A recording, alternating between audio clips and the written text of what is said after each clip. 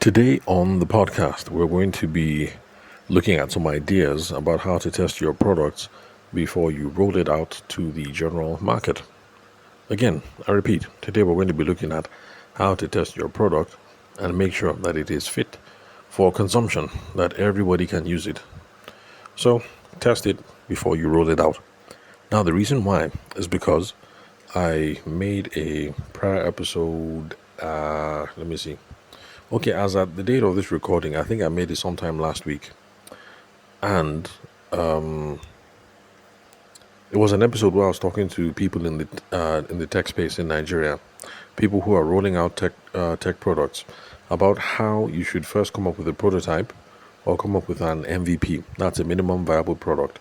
A minimum viable product is the smallest version of your idea, the smallest workable version of your idea, so that people can see, people can taste, they can touch, they can smell, they can critique, they can criticize, so that you know that, truly, before I send this thing out, let me change this, let me change this, let me change that. Now, the reason why this is important is because for some kinds of products, if you just roll it out like that, and in the market they see that, man, this thing is crap, you will damage your reputation. Seriously. People will look at you and say, this boy is useless. They'll say, this babe, nothing there, as in she's fine, but nothing. So there's some things that before you roll it out, test it first. Be sure that this thing is working.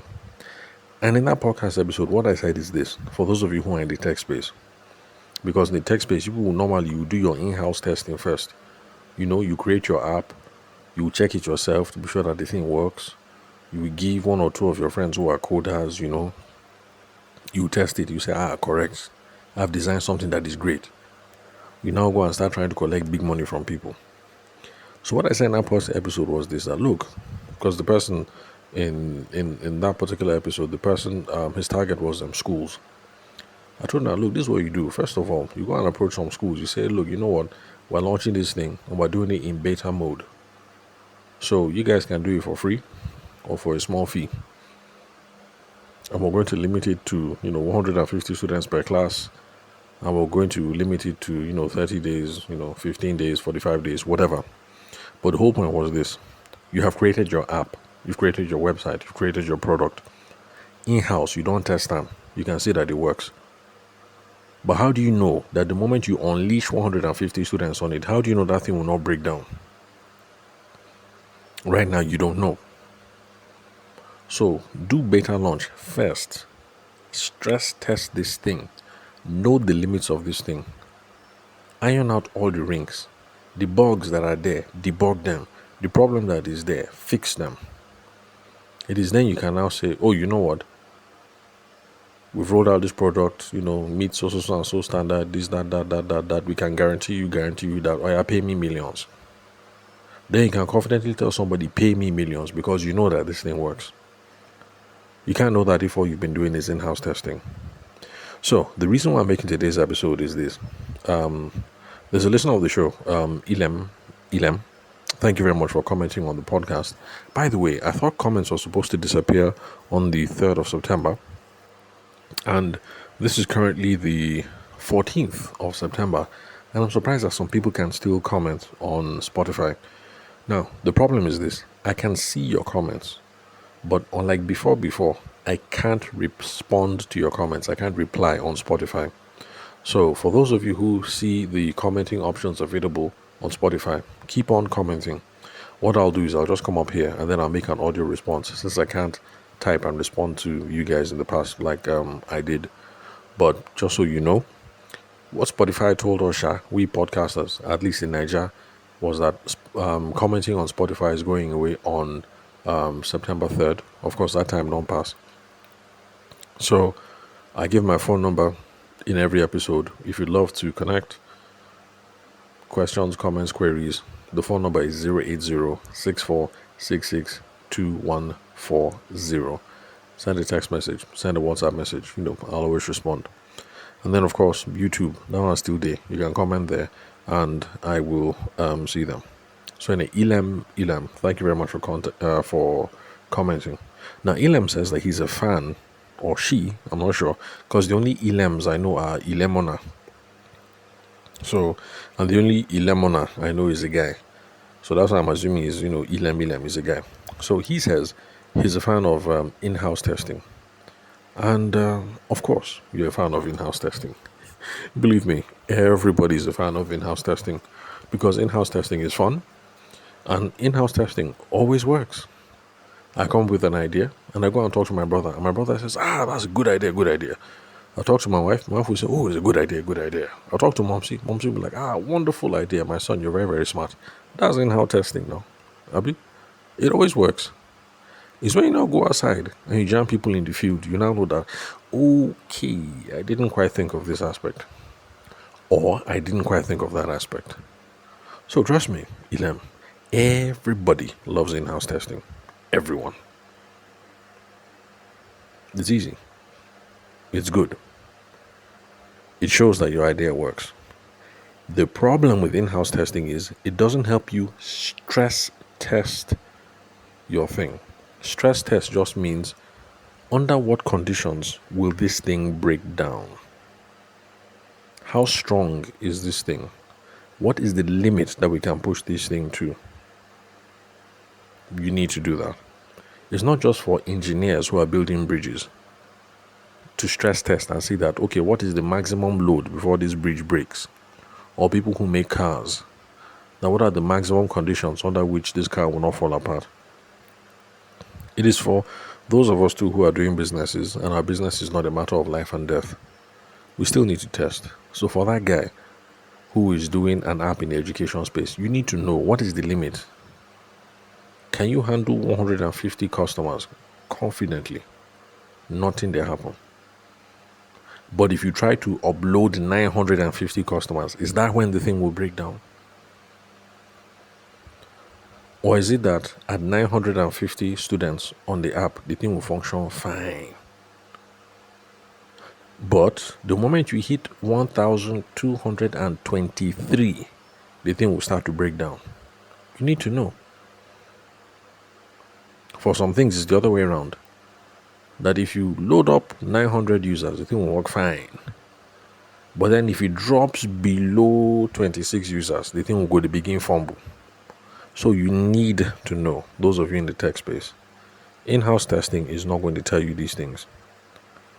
You will only know the realistic expectations, the realistic limits for this, your app, your website, your whatever, how your product is going to work in the real world when you follow this simple formula or follow this simple philosophy of I have made the thing. Now, before I go and collect big money, I need to be sure this thing works.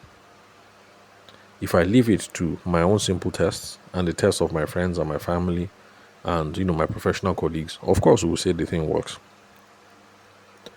But it's when we go outside and now try and get some feedback from the market, real life, that we'll know for sure whether this thing is a hit or whether this thing is a dud. So in-house testing, Ilem. Yeah, you're a fan. Me too, I'm a fan of in-house testing.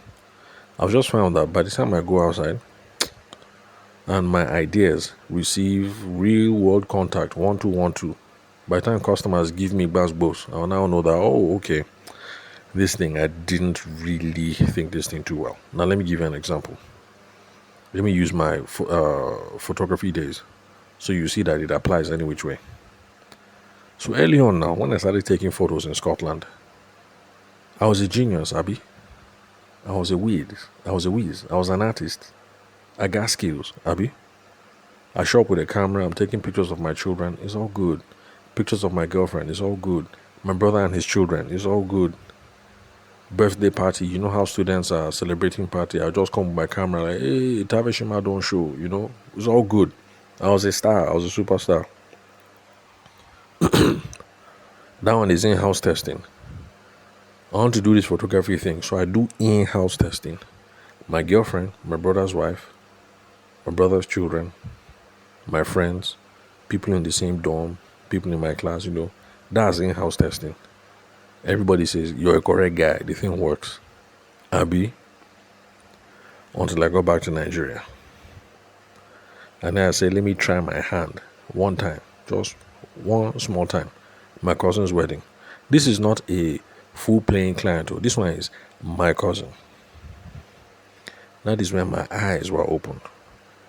When I shot my cousin's wedding in Makudi, it was then I realized, like, oh, is this what photography is about?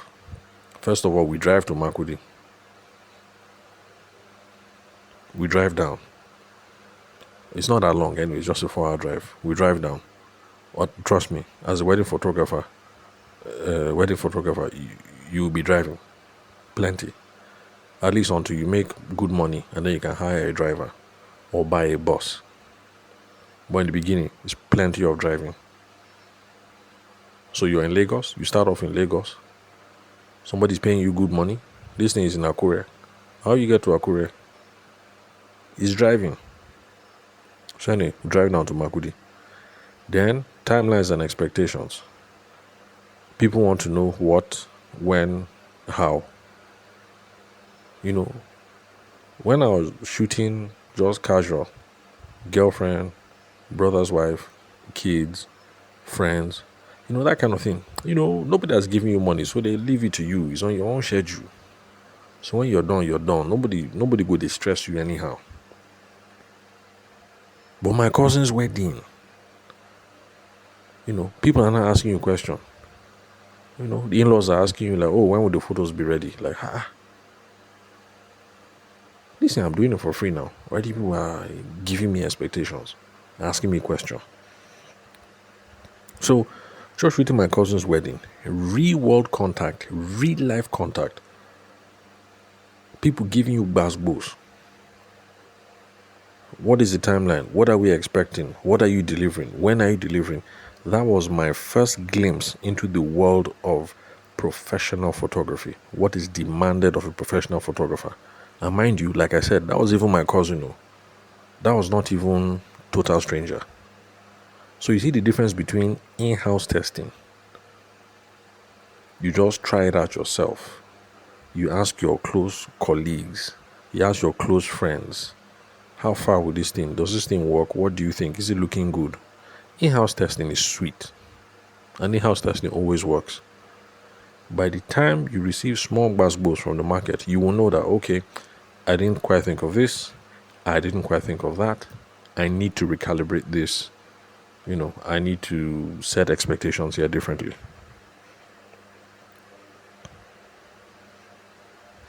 In-house testing, to be honest, there's nothing on the line.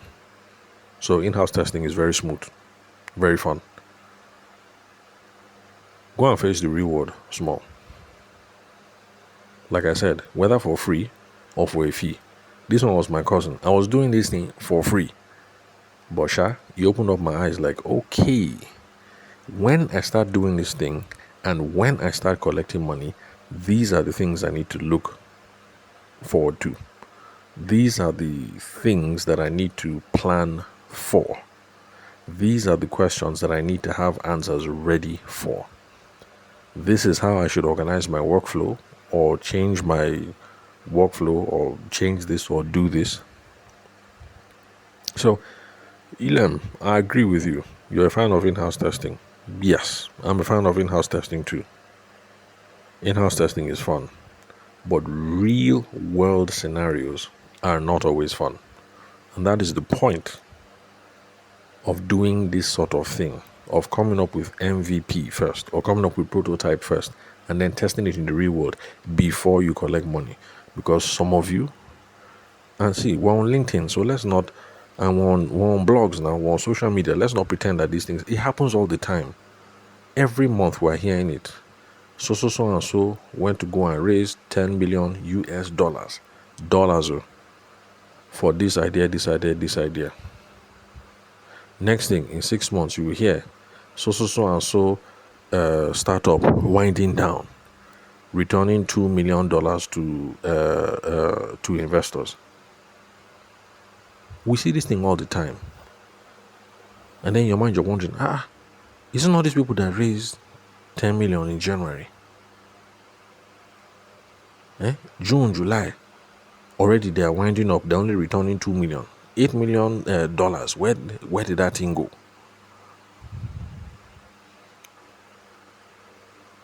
Some of you in the tech space, you people get caught up with all these sweet ideas, and you are not testing things through. You don't have plans for taking these your ideas and subjecting it to real world, real market conditions. You just think this is a good idea, this is a good idea. You go and raise plenty of money, and then like that you damage your reputation. Then on LinkedIn, people will now be dragging your reputation up and down. On Twitter, they'll be dragging your reputation left and right. We see it all the time. This thing happens every single month. In-house testing is not okay. I have shown you that when it comes to artistic things like photography, in-house testing is not okay. And it definitely is not okay for those of you who are in the tech space. And that is the benefit of, Mark Zuckerberg them. That's the benefit of how, they are rolling out their stuff in the old days. You make this thing, everybody in my class likes it. You onboard everybody in your class. Everybody in the dorm, they like it. You onboard everybody. Before you know it, the whole uni is using it. But then you're running it small. Open up to this other uni, because at first was universities. Open to this uni. That's the whole thing. You start your thing in Unilag. Unilag people like it. Open it to Laspotech like it. Open it to LASU like it. Open it to OAU. Small. With a test time like that. Stress testing the thing. Then by the time you go and meet investors, you can now start talking big grammar. This is my app. This is my idea. This is the performance. These are the parameters. This is the level of traction we have. We have gone from here to here to here to here to here. Then people will like, okay, this guy is correct. This babe is correct. And they can drop money. And you won't tarnish your reputation. Because when they drop money, your thing won't go and fumble. They'll say that, they have bet on the right horse. They've bet on the right person. So, my brother, Ilem, or my sister, in case you're Ilemona as well, and you're female, or, whatever Ilem your own is. So, my sister, in-house testing. You're a fan of it. I'm a fan of it too. I've just found that it's not very practical if you want to grow a big business at the end of the day. So, please, you don't have to follow it exactly how I said, but you need to come up with a way of saying that, okay, this is my idea. How far can I push it before it breaks? Then run that test first before you start charging big money for your product or for your service. It's for your own protection. Protect your own reputation, because you mean well. But if you don't stress test this thing and you roll it out, by the time you think F up, it is your own reputation that will be dragging up and down. You won't be there to defend yourself to say, I meant well, or I tested it before I rolled it out, and in my tests everything works. You will not be there. What they will just hear is that Ilem, her mouth's too sharp, or the boy likes to run faster than his shadow. This is what the guy did to me. So, anyway, that's it. So, it's not like I'm trying to insult you, Ilem. I'm just, I see your comment, and I love that you listen to the podcast, and I love that, you have a take on things that I've said. I really, really love it. I just don't want anybody who listens to this podcast to go and injure themselves. So that's the reason why I'm making this podcast. But thanks for listening. Thanks for commenting. Again, if you'd love to connect, the number is 080-6466-2140. Thanks for your time and attention. I'll catch you at the next episode. And remember, even though you are leaving a comment now, please just know that I can see it. I just can't respond to it. Spotify has done their thing. So I'll try and make episodes like this where I respond to people's comments. But then you hit me up on WhatsApp, or if you comment on YouTube, I'll be able to respond directly there. So I'll catch you at the next episode.